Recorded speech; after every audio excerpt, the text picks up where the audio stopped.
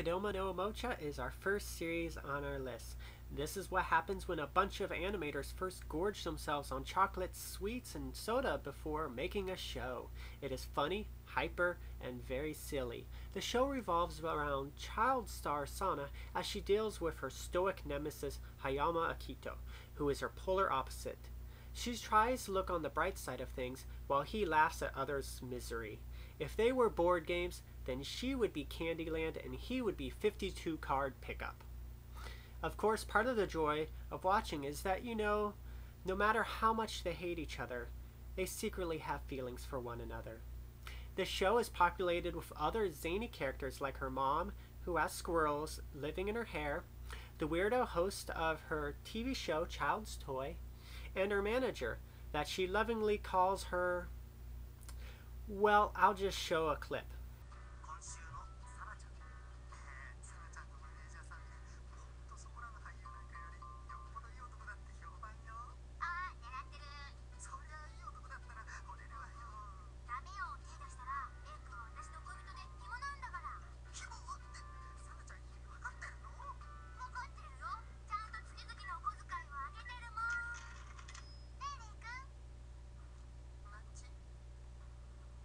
'What I love about this show is that it follows them from 6th grade all the way in throughout high school, so you really get to see them grow.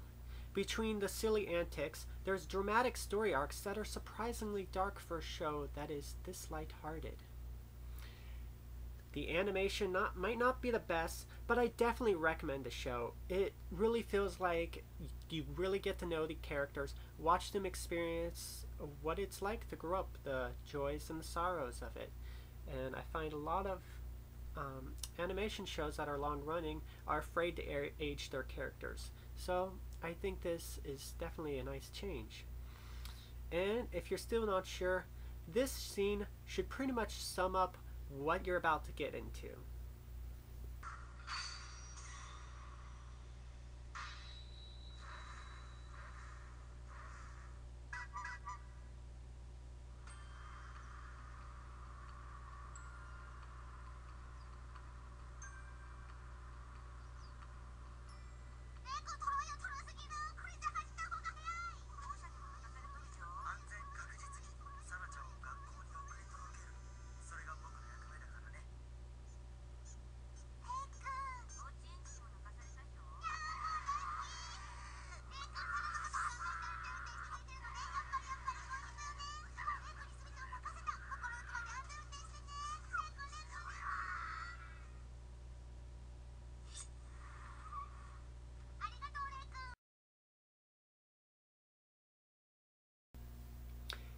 Paranoia Agent. I love this anime. It is beautifully animated and it has a story that pays off very well. It is only 13 episodes long, but I feel that they don't waste an episode at all.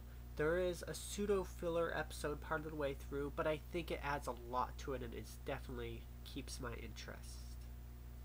It's one of those shows that couple episodes in, you're not quite sure what is going on, but you're intrigued, a little confused, but if you pay close attention, then the payoff at the very end will be immense. It definitely sticks with you. It starts around the plot of people being attacked by a kid on rollerblades wielding a bat. Or are they imagining that? I don't know. There are definitely a few key episodes. I don't want to spoil, so I'm not going to tell really much about them. But definitely the episode called, I believe it's Three Ghosts. It definitely was very moving. It's about three people that don't connect with anybody and decide to form a suicide pact and form a pseudo family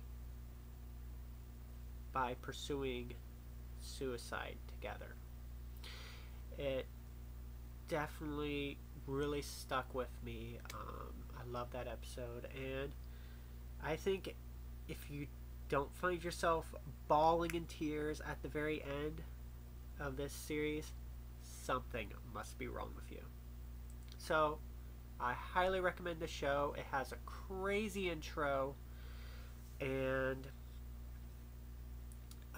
yeah, it's only 13 episodes, so you don't have to sit through 100 plus episodes. And I think that it might be a good idea for a lot more anime to kind of follow that example. Make their whole show into either 13 or just 24 episodes, and you can get a lot more powerful than if you make a show go on for 100 plus episodes. And trust me, when the show ended, I did not want it to end. I wanted to keep it going, but a good anime knows when it's time to finish and keep the audience wanting more. So definitely check out Paranoia Agent.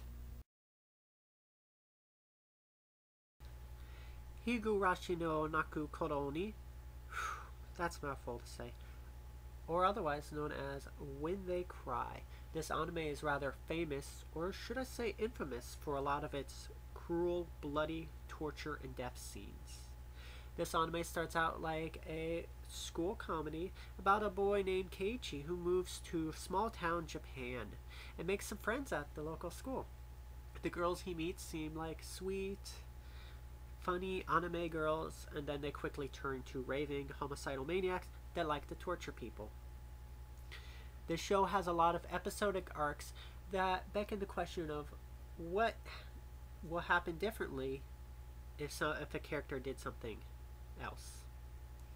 And I like this a lot because some of the arcs kind of revolve around people trying to do a good thing, but bad things coming out of it, and it escalates from there. What I also like about this scene is that somehow it makes these characters that resort to torture and horrible killing kind of sympathetic,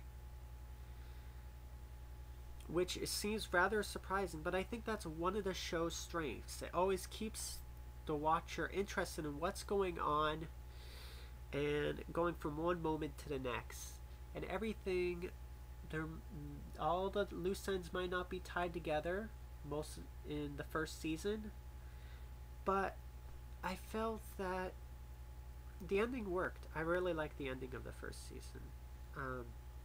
So I decided to show a little clip of the show. Of course, scenes everybody's going to want to see. So I don't know what to choose from. The nail pulling torture, having intestines ripped out, beaten to death with a bat, poked with mysterious syringes. I don't know. There's so many morbid, twisted things to show. And here's just one more morbid, twisted thing to show.